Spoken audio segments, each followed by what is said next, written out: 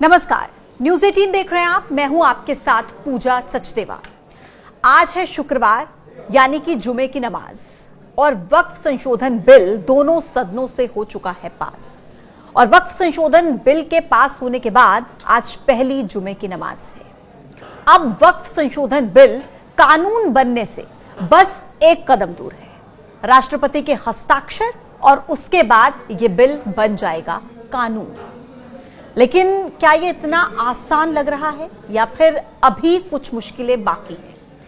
दरअसल मुस्लिम संगठनों की तरफ से पहले ही चेतावनी दी गई थी कि अगर ये बिल पास हुआ तो आंदोलन होगा, सड़कों पर उतरेंगे, विरोध करेंगे।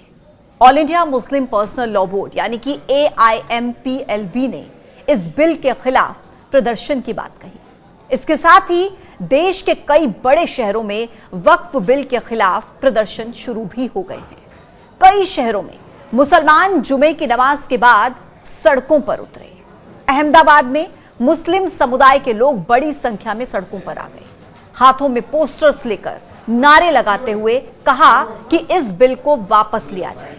पुलिस ने कई लोगों को हिरासत में भी लिया। तस्वीरें कोलकाता से भी कुछ ऐसी ही सामने आई। वहां पर भी इसी तरीके से बड़ी संख्या में मुस्लिम लोग जुमे की नमाज के बाद सड़कों पर आ गए और विरोध जताने लगे। जुमे की नमाज के बाद मुस्लिम समुदाय के लोगों की तरफ से क्या कहा गया, आप वो भी सुनिए। आदरणीय मोदी जी ने और अमित शाह जी ने मतलब जबरदस्ती 20 करोड़ मुसलमानों का दिल तोड़ के ये बिल पास किया है। उन्होंने संशोधन किया है। हमें जरूरत ही नहीं थी, जैसा हमारा काम चल रहा था बढ़िया चल रहा था। और सबसे बड़ी बात, वक्फ की संपत्ति हमारी है, मुसलमानों की है ना। उसके अंदर तुम्हारे को टांग अड़ाने की जरूरत क्या है? तुमको बस हमारे ही मुद्दे दिखते हैं उसके अंदर। काय के लिए तुम उसके अंदर बदलाव कर रहे हो? काय के लिए उसके अंदर बोल रहे हो कि 2 गैर मुस्लिम होंगे, वो करेंगे, उसकी देखभाल करेंगे, 2 महिलाएं होंगी। तुम मंदिर, वो गणेश मंदिर का ट्रस्टी मुझे बना दो, चलो 2 मुसलमानों को बना दो। बनाओगे? तुम नहीं बनाओगे ना। फिर काय के लिए फालतू में ये हमारे लिए उदापे करते हो और हमारे हितैषी बनते हो? पीठ में हाथ में छुरा है, पीठ में भोंकने के लिए तैयार हो, आगे से बोलते हैं हम हितैषी हैं तुम्हारे। देखिए, बहुमत के आधार पर कोई भी कुछ भी कर सकता है। ये तो हम यहाँ भी देख रहे हैं और वहाँ भी देख रहे हैं। परंतु वक्फ का जो गलत प्रोपोगंडा किया जा रहा है वो बहुत गलत है। जहाँ भी मस्जिद बनती है, जहाँ भी मुस्लिम उपयोग के लिए कोई भी चीज़ होती है, वो या तो नगर सरकार से खरीदी जाती है या लोग उसको दान करते हैं।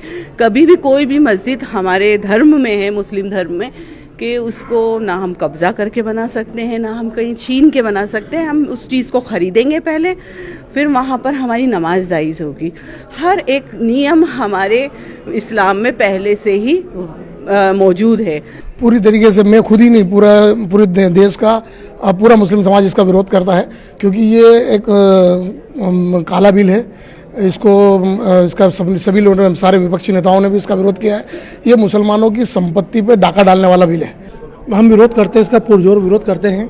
ये एक सोची समझी साजिश के तहत एक समाज को दबाने के लिए, एक तबके को दबाने के लिए, उसकी निजी संपत्ति, जो वक्फ की जमीन, उसकी निजी संपत्ति को दबाने के लिए इस तरह का बिल पास किया जा रहा है। ये संपत्ति कहीं ना कहीं नियत खराब है भारतीय जनता पार्टी की, जो उनकी निजी संपत्ति को छीनना चाहती है। हालांकि ये आशंका पहले ही थी कि जुमे की नमाज के बाद देश में शांति का माहौल बिगड़ सकता है। ये सब कुछ देखते हुए यूपी से दिल्ली तक पहले ही सुरक्षा कड़ी कर दी गई थी। कई शहरों में पुलिस का पहरा लगा था, खास तौर पर वो इलाके जो कि संवेदनशील हैं। उत्तर प्रदेश के कई शहरों में पुलिस ने फ्लैग मार्च निकाला।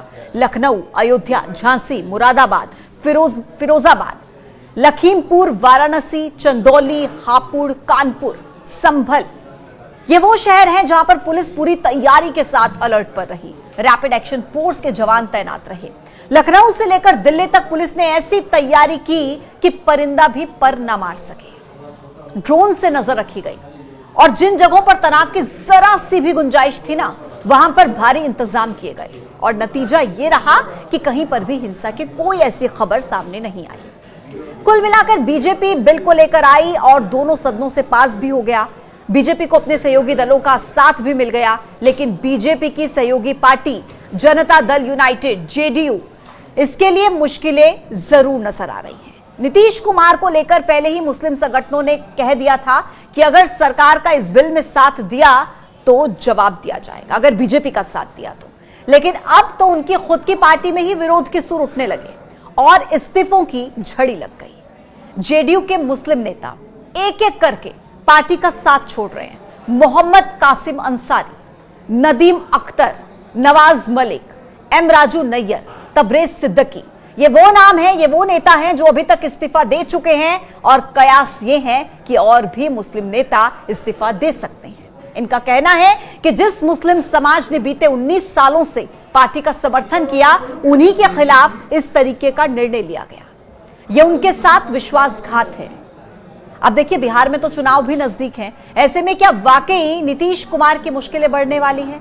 क्या नीतीश कुमार ने वक्फ बिल का समर्थन करके बिहार विधानसभा चुनाव में बड़ा जोखिम लिया है? क्या वक्फ बिल का समर्थन करने से आने वाले चुनावों में वोट की चोट नीतीश कुमार को सहनी होगी? यह सवाल इसलिए क्योंकि बिहार की राजनीति में मुस्लिम वोटर बहुत अहम माने जाते हैं। बिहार की 3 से 4 दर्जन सीटें मुस्लिम बहुल हैं, जहां पर मुस्लिम प्रत्याशी के आने के बाद खेल बिगड़ जाता है, खासकर सीमांचल और मिथिलांचल, जहां पर मुस्लिम वोटर की पहली पसंद मुस्लिम कैंडिडेट्स ही होते हैं, क्योंकि बिहार में 17 से 20% मुस्लिम मतदाता है। सीमांचल और मिथिलांचल के अलावा भी भागलपुर, सिवान, गोपालगंज और बेगूसराय, जहां पर मुस्लिम वोटर्स निर्णायक भूमिका निभाते हैं।